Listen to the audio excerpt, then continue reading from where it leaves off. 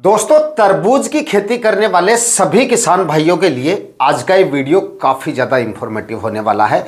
भले ही आपकी तरबूज की फसल किसी भी अवस्था में है, चाहे 15 से 20 दिन की हुई है या फिर हाल ही में आप तरबूज लगाने वाले हैं या महीने 2 महीने की हुई है, चाहे आपकी तरबूज की फ़िलहाल हार्वेस्टिंग चल रही है, तब भी ये वीडियो आपके लिए काफ़ी ज़्यादा इंफॉर्मेटिव होगा। क्योंकि आज इस वीडियो में मैं आपको एक ऐसी सब्जी वर्गीय फसल के बारे में जानकारी देने वाला हूं जिसको आप अपने तरबूज वाले प्लॉट में ही उगा सकते हैं। उन्हीं बेड में उन्हीं खाद उर्वरकों के साथ आप उससे अच्छा उत्पादन ले सकते हैं। क्योंकि फिलहाल अगर आप तरबूज वाले प्लॉट में कोई ऐसी सब्जी फसल लगाते हैं जो अच्छे से सर्वाइव कर जाए, अच्छे से उत्पादन आपको दे जाए, उन्हीं खाद उर्वरकों में, उसी प्लास्टिक मल्च पे और उसी खर्चे में, खर्चा भी आपका नहीं, सिर्फ बीज का मतलब आपका खर्चा होगा, इसके अलावा कोई खर्चा नहीं होगा, तो आपका जो प्रॉफिट है वो 1.5 से 2 गुना तक एक्स्ट्रा आपको मिल सकता है। क्योंकि खर्चा आपने तरबूज की फसल में किया है और ये जो फसल आप लगाएंगे ये आपकी बिना खर्चे वाली फसल होगी, सिर्फ आपका बीज का खर्चा होगा और प्रॉफिट काफ़ी ज़ोरदार आपको मिल जाएगा। आने वाले दिनों में सब्जियों में सबसे अच्छे मंडी भाव इस फसल के आपको मिल सकते हैं। तो दोस्तों, कौन सी वो सब्जी वर्गीय फसल है जिसकी बुआई आपको अपने तरबूज वाले प्लॉट में ही कर देनी है? कब तक आपको ये बुआई कंप्लीट कर लेनी है ताकि ज़्यादा से ज़्यादा उत्पादन और ज़्यादा से ज़्यादा मंडी भाव आपको मिल सकें? लगाने का सही तरीका, बीज के बारे में भी बताऊंगा और साथ ही मिलने वाले मंडी भाव के बारे में भी हम बात करेंगे। इसलिए वीडियो पे एंड तक आपको बने रहना है और ये वीडियो अगर आपके लिए इंफॉर्मेटिव रहे तो इस वीडियो को लाइक और शेयर जरूर कर दीजिएगा। जो किसान भाई चैनल पर नए हैं और अभी तक अगर आपने चैनल को सब्सक्राइब नहीं किया है तो चैनल भी सब्सक्राइब कर लीजिएगा ताकि खेतीबाड़ी से रिलेटेड वीडियो सही समय पर सही जानकारियों के साथ आपको मिलते रहें।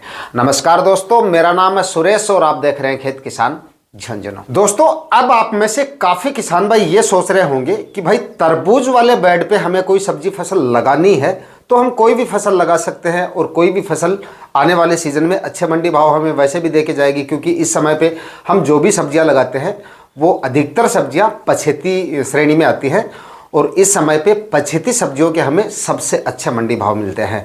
तो कोई भी फसल हम लगा सकते हैं, लेकिन इस समय पे हमें कुछ ऐसी सब्जी वर्गीय फसलों का चयन करना है जो एक तो जिसको खाद उर्वरकों की आवश्यकता थोड़ी कम पड़े, क्योंकि सब्जियों में खाद उर्वरकों की आवश्यकता काफ़ी ज़्यादा पड़ती है।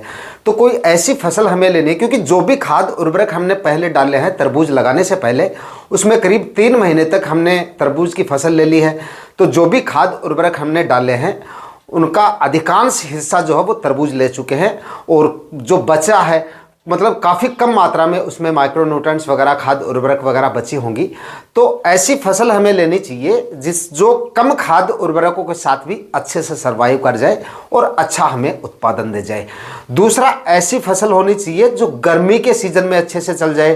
क्योंकि मान लीजिए जिन किसान भाइयों की फसलें, जो तरबूज की फसल है वो आज से 1.5 महीने बाद में अगर चालू हो रही है या हार्वेस्टिंग 1.5 महीने बाद चालू होगी या महीने बाद चालू होगी, तो उस समय पे अगर आप उस फसल को लगाते हैं तो इसमें भी आपका जो रिस्क है वो काफ़ी ज़्यादा बढ़ जाता है, क्योंकि उस समय पे टेम्परेचर और भी ज़्यादा बढ़ जाते हैं। दूसरा, लगाने का समय भी डिपेंड करता है कि तरबूज की कौन सी अवस्था तक हमें लगा देने हैं। देखिए, जिन किसान भाइयों के तरबूज की फसल फिलहाल हार्वेस्टिंग पे चल रही है, या 2-3 दिन में प्लॉट खाली हो जाएंगे या 10-5 दिन में प्लॉट खाली हो जाएंगे, वो तो हार्वेस्टिंग होने के बाद लगा सकते हैं। लेकिन जिन किसान भाइयों की तरबूज की फसल फ्रूटिंग स्टेज में है या हाल ही में लगाया है या महीने भर बाद हार्वेस्टिंग पे आने वाली है, उनका क्या? तो को कौन सी अवस्था तक उस फसल की बुआई कर लेनी चाहिए ताकि जबरदस्त उत्पादन उस फसल से लिया जा सके। तो दोस्तों, जो गुण मैंने आपको जिस फसल में बताए हैं वो सारे गुण आपको इस एक ही फसल में मिल जाएंगे। मतलब गर्मी में भी चलेगी और अच्छे खाद उर्वरकों की भी उसमें ज़्यादा आवश्यकता आपको नहीं पड़ेगी। मतलब कि इस समय पे आप तरबूज के साथ में अगर कोई फसल लगाना चाहते हो तो देसी टिंडे की फसल का चयन कर सकते हो और देसी टिंडा आपके तरबूज वाले बेड पर ही अच्छा उत्पादन आपको दे जाएगा। भले ही इसको आप आज लगा लीजिए, चाहे 15 दिन बाद लगा लीजिए, या फिर आप चाहे 20-25 दिन बाद भी अगर आप इसको लगाते हैं तो भी अच्छे खासे टेम्परेचर में भी ये अच्छे से सर्वाइव कर जाएगा। और जो खाद उर्वरक आपने तरबूज की बुआई से पहले आपने डाले हैं, उन्हीं खाद उर्वरकों में काफ़ी अच्छा उत्पादन ये फसल आपको दे जाएगी।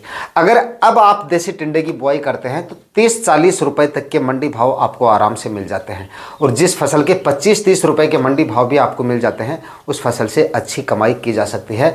ज़्यादा भी मिल सकते हैं, लेकिन एवरेज मंडी भाव की बात करें तो 30, 35, 40 रुपए तक के मंडी भाव आपको आराम से मिल सकते हैं। अगर थोड़ा सा लेट लगाते हैं तो हो सकता है आपको मंडी भाव इससे ज़्यादा भी मिल जाए, क्योंकि बाद में जाके सब्जियों के भाव आसमान छू लेते हैं, क्योंकि उस समय पे मंडियों में सब्जियों की आवक ना के बराबर हो जाती है गर्मियों में। इस वजह से जोरदार आपको मंडी भाव मिल जाएंगे और जोरदार उत्पादन मिल जाएगा। बिल्कुल कम खर्चे वाली फसल है, अच्छे से सर्वाइव कर लेगी गर्मियों में और अच्छा उत्पादन दे जाएगी। और दूसरा, इसमें आपको कोई ज़्यादा फर्टिगेशन वगैरह की और स्प्रे वगैरह की भी आवश्यकता नहीं पड़ेगी। बाकी देखिए, तरबूज की फसल हमने भले ही ले ली है, लेकिन खाद उर्वरकों की इसमें उतनी ज़्यादा डेफिशिएंसी नहीं रहेगी, क्योंकि तरबूज की बुआई से पहले भी हमने काफ़ी अच्छी मात्रा में खाद डाले हैं।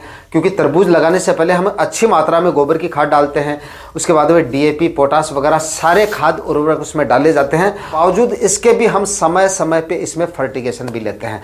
करीब 6-7 इसमें तरबूज के फर्टिगेशन हो जाते हैं। तो जो बेड में जो खाद उर्वरक हैं वो अच्छी मात्रा में है इस फसल के लिए, अच्छे से आपको ये उत्पादन दे जाएगी। चिंता करने की बात नहीं है। आप तो जैसे ही आपकी तरबूज की फसल खाली हो रही है फिलहाल, उसी बेड पर आप जो है देसी टिंडे के बीजों की बुआई कर सकते हैं। और जिन किसान भाइयों की तरबूज की फसल महीने 20 दिन बाद में खाली हो रही है, मतलब हार्वेस्टिंग पे आ रही है, वो मतलब उस समय पे तरबूज के साथ में देसी टिंडे के बीजों की बुआई कर सकते हैं, जब हार्वेस्टिंग में 15 से 20 दिन का समय बचता है। मतलब आखिरी स्टेज आ जाती है उस समय पे तरबूज की, उससे थोड़ा सा 15-20 दिन पहले आप जो है देसी टिंडे के बीजों की बुआई कर सकते हैं। और हार्वेस्टिंग जब तक आपका प्लॉट खाली होगा, तब तक आपकी जो देसी टिंडे के बीज हैं उनका जर्मिनेशन हो चुका होगा और थोड़े ही दिनों में अच्छे से ये सर्वाइव भी कर लेगी। और उसके बाद में देखिए, इसमें एक चीज़ का आपको विशेष ध्यान दे लेना है। उसके बाद देखिए, गर्मियों में भी आपको जोरदार उत्पादन दे जाएगी ये। बस थोड़ी सी बेगार करनी है आपको, और बेगार भी कोई ज़्यादा नहीं है, थोड़ी सी बेगार कर लेंगे तो आपके उत्पादन में और भी 4 चांद लग जाएंगे। कि जैसे ही आपके तरबूज की हार्वेस्टिंग कंप्लीट हो जाती है, मतलब टोटल माल जब आप निकाल चुके हैं, उस समय पे आपको क्या करना है, जो बेल हैं तरबूज की, जो बेल बचती हैं वो कुछ तो जल चुकी होती हैं और कुछ बेल हरी भी रहती है उस समय पे। ज़्यादातर प्लॉट हमारा जो ठीक से अगर हम मेंटेन करके रखते हैं तो वो हरापन ही रहता है उसमें। तो उस समय पे आपको क्या करना है, उन बेलों को प्लॉट से बाहर नहीं हटाना है, सिर्फ आपको उन बेलों को काट देना है और ज़मीन से सटे हुए भाग से काटना है। मतलब जड़ों के जस्ट ऊपर से काट देना है और वहीं पर छोड़ देना है। कुछ भी नहीं करना आपको, मतलब बेलों को प्लॉट से बाहर नहीं फेंकना है। इसका एक बेनिफिट आपको ये हो मिलेगा कि आपकी जो खाली पड़ी ज़मीन है, मतलब कि जो बीच में बेड से बेड के बीच का जो स्पेस है, वहाँ पे जो मिट्टी है उसकी हीट आपकी आने वाली फसल को परेशान नहीं करेगी।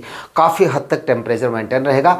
एज ए ऑर्गेनिक मल्च का काम करेगा वो आपका। तरबूज के जो पुरानी बेल वगैरह हैं वो काफ़ी अच्छा सपोर्ट करेंगी आपकी नई फसल को। तो उनको आपको बाहर नहीं फेंकना है, काटना ज़रूरी है। जैसे ही हार्वेस्टिंग कंप्लीट हो जाए, सभी बेलों को आप कैंची से काट दीजिए या कटर से काट दीजिए, वो आप अपनी सुविधा के अनुसार देख लीजिए, लेकिन उनको काट देना है। काटने के बाद कुछ भी नहीं करना है, वो अपने आप सूख जाएंगी और ज़मीन से निकलने वाली जो हीट है वो आपकी अगली फसल को जो है वो कम से कम परेशान करेगी और अच्छा उत्पादन आपको मिलता रहेगा।